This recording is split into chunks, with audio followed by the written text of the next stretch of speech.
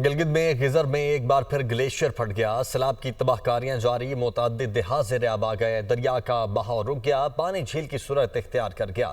मुतसिल देहात मजीद ज़ेर-ए-आब आने का खतरा बढ़ चुका है। वज़ीर आला गिलगित बल्तिस्तान सैलाबी सूरत हाल का जायजा लेने के लिए गिजर पहुंच गए हैं।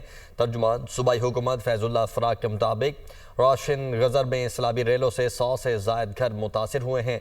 तमाम फंसे अफराद को रेस्क्यू किया जा चुका है। 7 किलोमीटर के इलाके तक मसनूई झील बन चुकी है। 1 किलोमीटर की सड़क रेलों में बह गई है। फसलों को भी शदीद नुकसान हुआ है। गिलगित में गिजर में एक बार फिर ग्लेशियर फट गया। सैलाब की तबाहकारियां जारी, मुतअद्दिद देहात ज़ेर-ए-आब आ गए। दरिया का बहाव रुक गया, पानी झील की सूरत इख्तियार कर गया।